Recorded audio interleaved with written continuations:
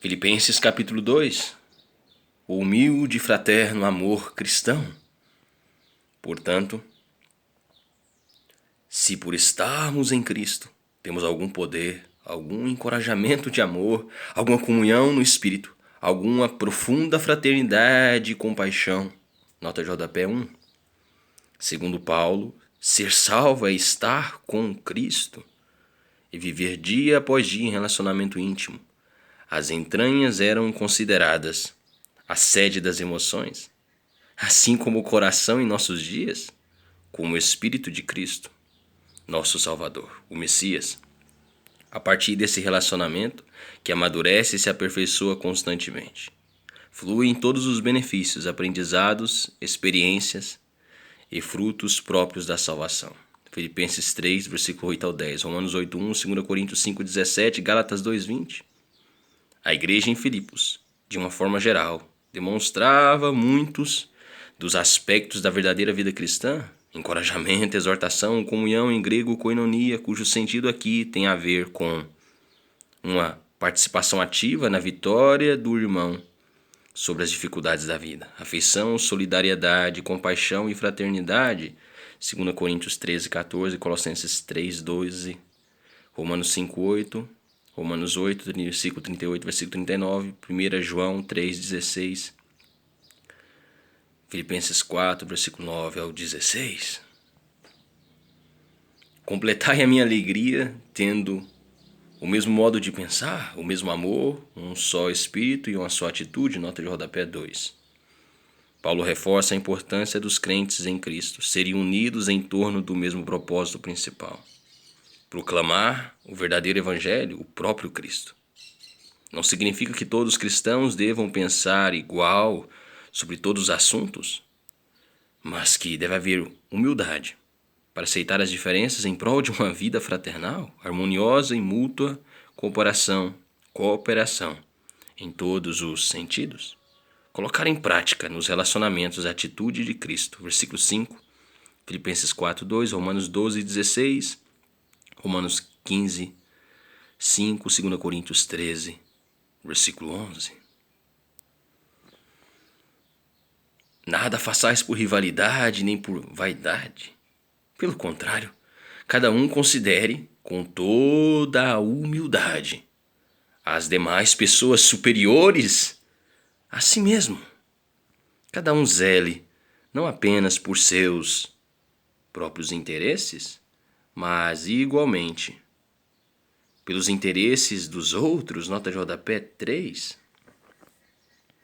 Os maiores inimigos da unidade cristã são o egoísmo, a vaidade pessoal e o complexo messiânico, a falsa ideia de que determinada pessoa foi chamada por Deus para resolver os problemas do mundo e que todos lhe devem plena obediência. Qualquer oposição às suas determinações é considerada como ataque do inimigo. Considerar os outros superiores a si, não significa desenvolver um sentimento de inferioridade, baixa autoestima ou pieguice, mas sim, por amor cristão, considerar o próximo digno de toda deferência e atendimento preferencial. Romanos 12, 10, Romanos 15, 1, Gálatas 5, 13, Efésios 5, 21, 1 Pedro 5, 5. Cristo, sendo Deus, humilhou-se. Tende em vós o mesmo sentimento que houve também em Cristo Jesus, o qual, tendo plenamente a natureza de Deus, não reivindicou o ser igual a Deus, nota JP 4. Paulo traduz para o grego um antigo hino aramaico, versículos 6 ao 11, adaptando seus versos à teologia que está ensinando à igreja. Cristo é Deus, eles, juntamente com o Espírito Santo, são a mesma pessoa com funções diferentes. O contraste entre o primeiro homem, Adão, e o segundo, Jesus, é evidenciado pelo apóstolo. Adão, como toda a sua descendência, sentiu o desejo de ser como Deus, Gênesis 3:5, e cedeu à tentação, desobediência, de usurpar essa posição que também é objetivo de Satanás.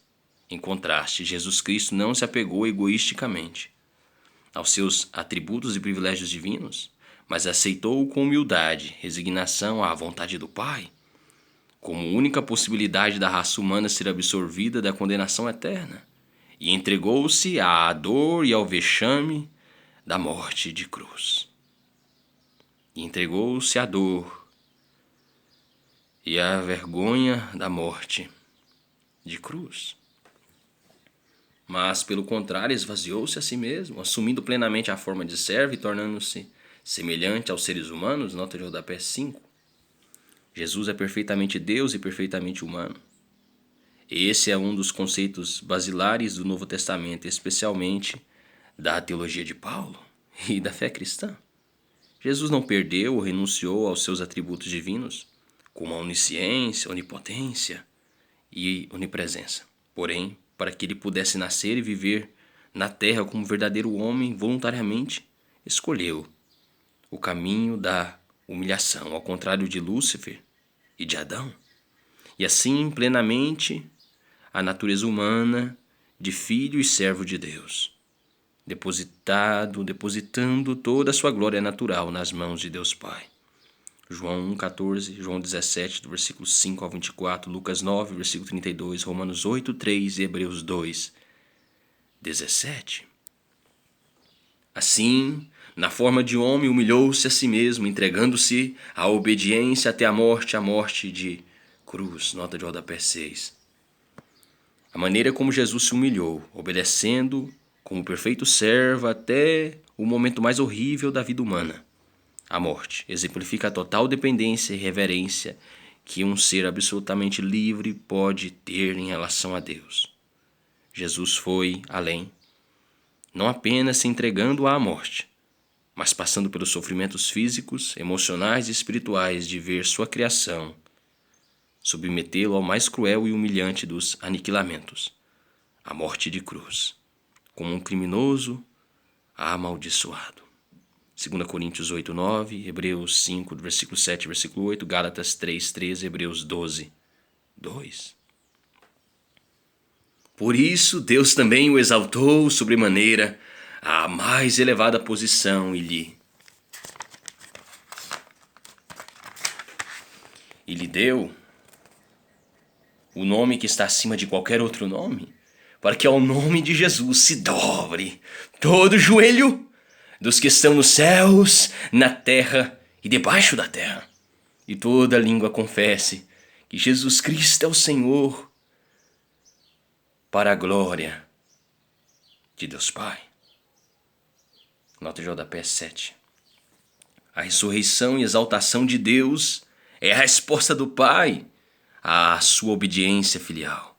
É o verdadeiro amém de Deus ao está consumado do Filho. O nome supremo é também um título, Senhor, em grego Kyrios, termo usado na Septuaginta, a tradução grega do Antigo Testamento, para traduzir o nome de Deus em hebraico, Yahvé, Jeová.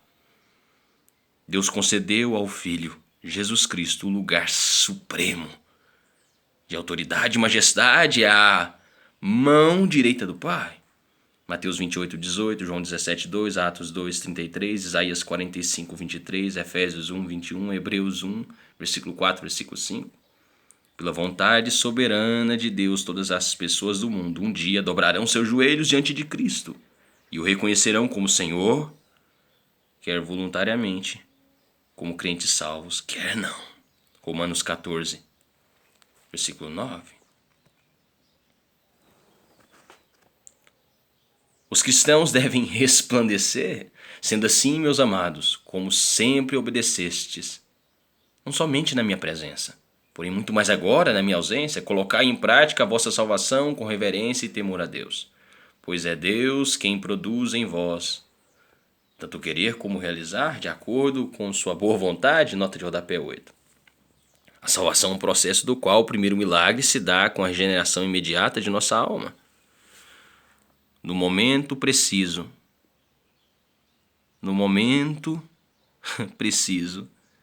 em que aceitamos o dom remidor de Cristo. A partir de então, começa o crescimento e a maturidade espiritual, um processo de aprendizado e experiências vivas com o Espírito de Cristo, um pouco por dia, durante todos os dias de nossa vida na Terra. Ao fecharmos os olhos para este mundo, Os abriremos para o tempo da glorificação que alcançará seu auge no glorioso retorno de Jesus.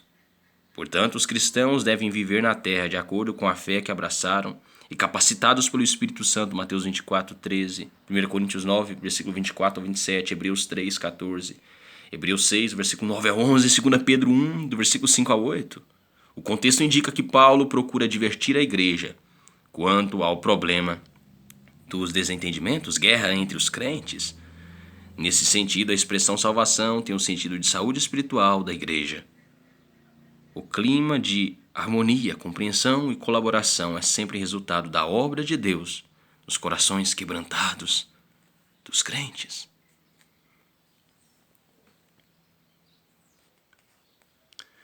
Pois é Deus quem produz em vós tanto querer como realizar de acordo com sua boa vontade.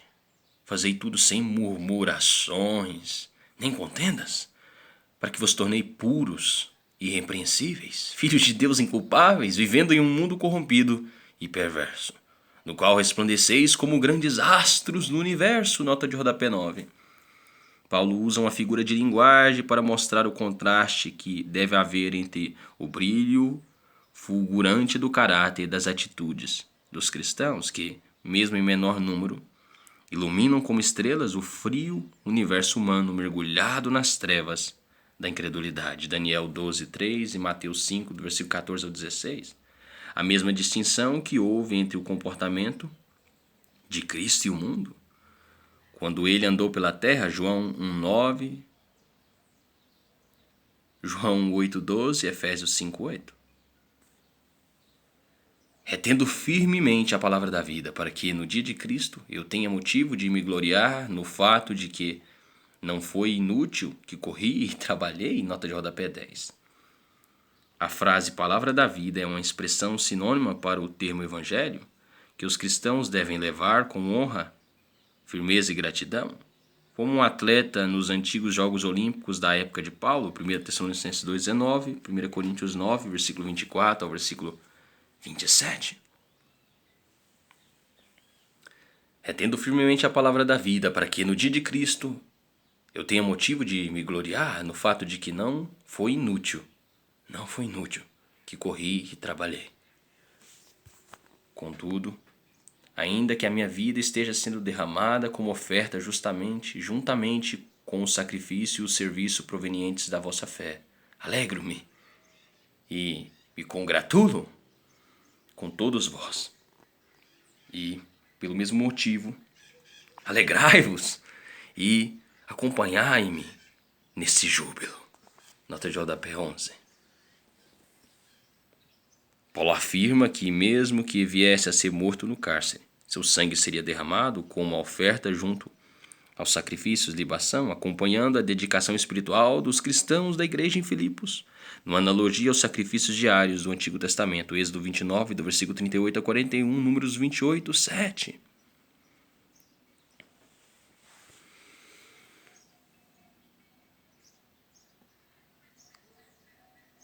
Paulo envia homens de Deus. Tenham esperança no Senhor Jesus de que, em breve, vos poderei enviar Timóteo, para que eu também me anime recebendo notícias vossas.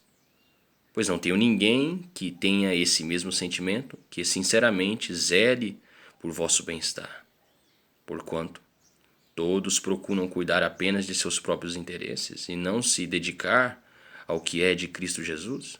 Entretanto, sabeis vós que Timóteo foi aprovado, porque serviu comigo na ministração do Evangelho, como um filho cooperando com seu pai. Nota de rodapé 12. Timóteo é um dos grandes testemunhos bíblicos do quanto, mesmo pessoas com pouca idade, mas humildes e consagradas ao Senhor, podem cooperar notavelmente com a expansão do reino de Deus em todo o mundo. Paulo havia discipulado o jovem Timóteo como um pai que educa seu filho amado. 1 e 2 Timóteo.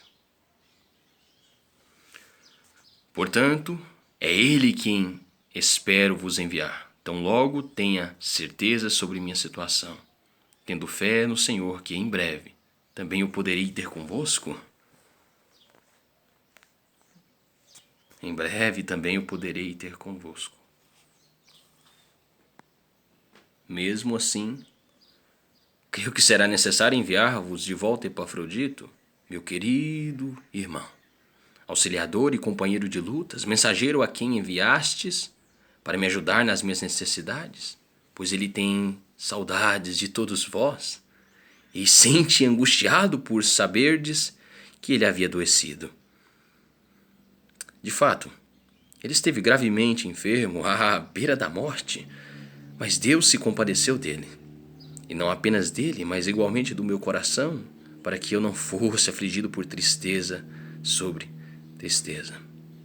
Por isso o enviarei a vós com mais urgência, a fim de que possais vos alegrar ao vê-lo novamente, e com isso eu sinta menos tristeza. Recebei-o, portanto, no Senhor, com grande alegria, e sempre honrai pessoas como ele. Porquanto ele chegou às portas da morte por amor à causa de Cristo, arriscando a própria vida para suprir a cooperação que vós não pudestes me conceder. Nota JP 13. Paulo usa uma figura de linguagem, literalmente em grego, jogou com a vida, retirada dos jogos entre soldados e gladiadores, nos quais alguns ofereciam voluntariamente a própria vida, para referir-se à atitude corajosa de Epafrodito, em sua disposição para servir a Igreja de Cristo. Paulo também usa a expressão grega muitas vezes traduzida como apóstolo, mensageiro, missionário, ao mencionar a responsabilidade de Epafrodito como representante da igreja em Filipos, 2 Coríntios 8, 23. Fé e tulipas para todo mundo e só lhe deu glória. Tenha todos um ótimo dia.